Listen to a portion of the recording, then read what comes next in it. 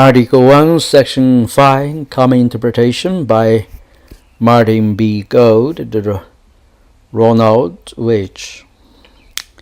In Article 1 of the Constitution, the framers vested the legislative authority of the United States government in a bicameral Congress, and over the 10 sections of the article, this systematically fleshed out the structure, duties, and powers of the Congress.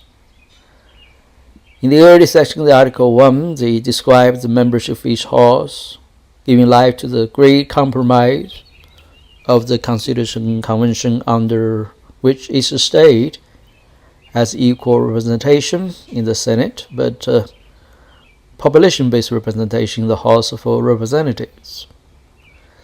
In Section 5, they grant Congress the power to govern itself. Section 5 consists of 4 separate clauses, each of which addresses different practical aspects of legislative procedure. The first clause, Section 5, begins by bestowing on each House the power to judge the elections of its own members. The Civil Wars were heated disputes about the sitting senator from former Confederate states, but in the modern era, this provision comes into play when there is a challenge to the state declared winner of election to the Senate or House, whose candidate dissatisfied with the state recount procedures may petition the relevant chamber of Congress to decide the outcome. These high-stake determinations are immune from judicial review. Legislative recounts can be bitterly partisan. For example, a House task force took months to review the 1984 election in Indiana's bloody 8th District, and GOP members walked out of the chamber in protest when Democrat Frank McCloskey was declared winner over Republican Richard McIntyre by 4 votes out of 233,000 cast. In 1974, the governor in New Hampshire certified that Republican Louis Wayman won the Senate seat by 2 votes. Democrat John Durkin sought a redress in the Senate, having conducted its own recount. The Senate Rules Committee reported a resolution that would have seated Durkin, but the resolution died in the face of implacable Republican opposition. 7 months into the new Congress, the Senate declared the seat vacant and sent the matter back to New Hampshire for a fresh election. While the House Senate may decide contest elections, they may not disqualify otherwise duly elected persons who meet constitutional qualifications for membership. The House sought to do just that when the flamboyant Adam Clayton Powell won re-election to a New York seat. The Supreme Court held that a House Congress may expel a member by a 2/3 majority, but it cannot exclude him for pre-election conduct. Powell versus McCormack, 1969. The same sentence in this clause provides that the majority of each House shall constitute a quorum to do business. Other than roll call voting, most business in the chambers occurs with only a handful of members in attendance. But at any time, any member may question the presence of quorum, triggering a quorum call.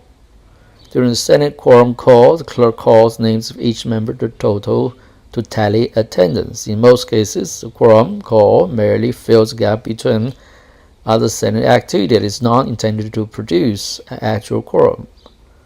When the Senate is ready to proceed to its business, the quorum call will typically be cut short by unanimous consent. Neither chambers can conduct business without a quorum, but the Supreme Court long ago held that each House determines whether a quorum is present when a bill passes. Article 1, Section 5 contemplates the compelled attendance of absent members, a device rarely utilized in the modern Congress. The second clause for Section 5 states that each House may determine the rules of its proceedings. This is an important provision because legislative rules often influence substantive outcomes. For example, the House Rules Committee determines which amendments may be offered to particular bills, thus shaping the debate on and ultimate consent of legislation. Presidency imparting Senate rules dictate preferential recognition of the majority leader over other senators, a significant advantage for the leader in setting the chamber's agenda. Senate Rule 22 is a high-profile example of the powerful legislative rule-making.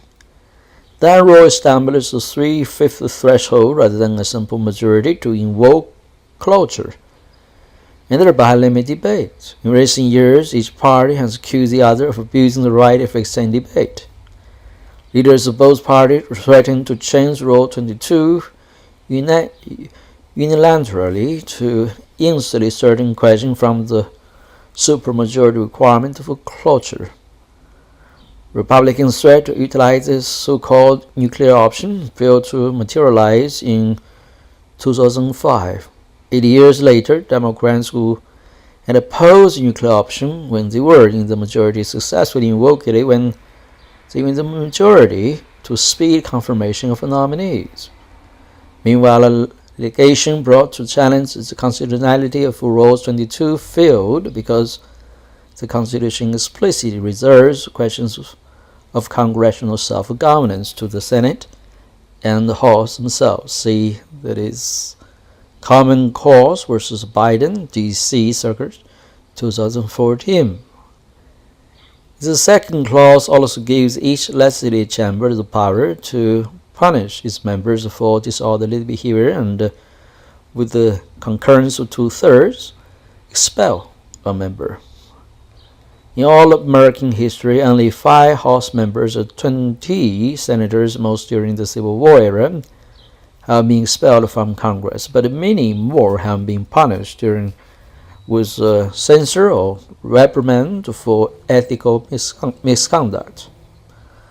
Most recently, James Traficant of Ohio was expelled from the House in 2002 following his conviction for bribery. 5 years earlier, Senator Bob Packwood of Oregon resigned following the recommendation of the Ethics Committee that he be expelled for sexual harassment related to misconduct. It is important to note that either chamber can exercise the power of expulsion without waiting for a criminal conviction. Thus, even though the House acted on Traficant after his conviction, no criminal charge had been brought against Packwood. The third clause, section 5, states that each House shall keep a journal of its proceedings, which must be published from time to time. In the era for internet living streaming, the daily publication congressional record may seem quaint, but the unequivocal constitutional command of transparency and public access in Article 1, Section 5 is actually a cornerstone of American democracy.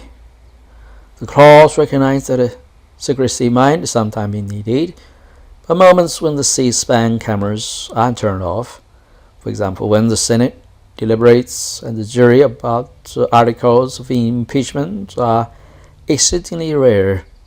The journal of each chamber is the official record of its proceedings, supplemented today by committee reports and many other forms of public access.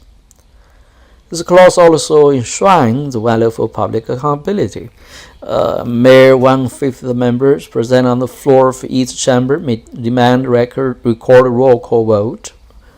Roll call vote in the House and tallied electronically, but the Senate clerks call the names for each of the 100 members and record the outcome by hand.